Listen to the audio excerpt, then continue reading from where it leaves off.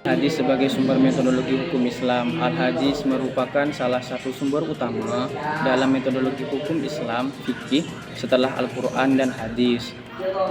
Al-hadis berfungsi sebagai penjelasan dan kelengkapan bagi Al-Quran, menjelaskan ayat-ayat bersifat umum. Disebut dalam Al-Quran, Al-hadis memegang peran penting yang membentukkan bangunan hukum Islam berikut. Yang pertama, Al-hadis secara bahasa berarti sesuatu atau cerita dalam terminologi Islam. Hadis ini merujuk pada segala sesuatu yang disandarkan kepada Nabi Muhammad SAW, baik berupa perkataan, perbuatan, dan persetujuan, maupun sifat Nabi yang dijadikan pedoman bagi umat Islam. Hadis ini dibagi menjadi dua kategori. Yang pertama, hadis qudsi. Hadis qudsi yang berisi wahyu langsung dari Allah Subhanahu wa taala disampaikan oleh Nabi Muhammad SAW. Dan yang kedua, hadis qudsi. Hadis qudsi berisi wahyu langsung dari Allah Subhanahu wa taala yang disampaikan oleh Nabi Muhammad SAW, namun dengan redaksi bahasa sendiri. Hadis sebagai sumber hukum. Dalam metodologi hukum Islam, hadis berperan sebagai sumber setelah Al-Quran. Fungsinya menjelaskan ayat-ayat Al-Quran. Banyak ayat-ayat Al-Quran yang bersifat umum dan membutuhkan penjelasan agar lebih lanjut dapat diterapkan dengan jelas di kehidupan sehari-hari. Hadis ini memberikan penjelasan terhadap ayat-ayat tersebut. Contohnya, mengenai salat, Al-Quran menyebut kewajiban salat di QS Al-Baqarah ayat 243. Tetapi hadis yang merinci tata cara pelaksanaan salat, jumlah rakaatnya, bacaan yang harus dibaca, dan sebagainya.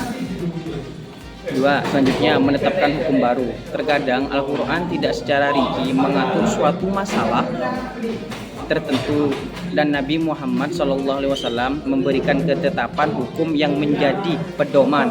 Misalnya hukum jual beli, warisan, dan hukum-hukuman tertentu yang tidak diatur secara explain dalam Al-Quran.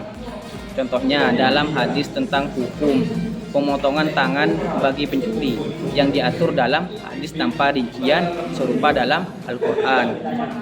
Selanjutnya, menjadi sumber kedua setelah Al-Quran. Hadis menjadi pedoman penting dalam pengambilan hukum-hukum Islam. Al-Quran banyak hukum fikih yang dijadikan dasar dari hadis, baik bersifat fardu ain wajib, maupun fardu kifayah wajib bagi sebagian orang.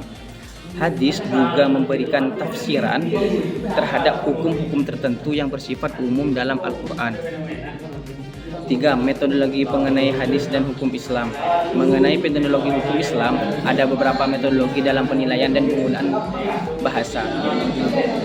Kriteria ketentuan hadis. Hadis yang digunakan sebagai dasar hukum harus memenuhi kriteria tertentu. Yang pertama, sanad. Rantai perawi yang menyampaikan hadis bagi Nabi Muhammad SAW sampai kepada kita, sanad bersambung dan perawinya harus terpercaya.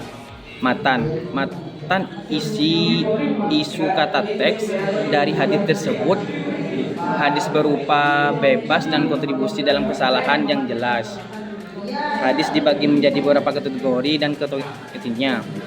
Sahih, hadis yang memiliki sanad yang kuat, perawi yang diadil, terpercaya, serta tidak catat dalam matanya. Wassalamualaikum warahmatullahi wabarakatuh.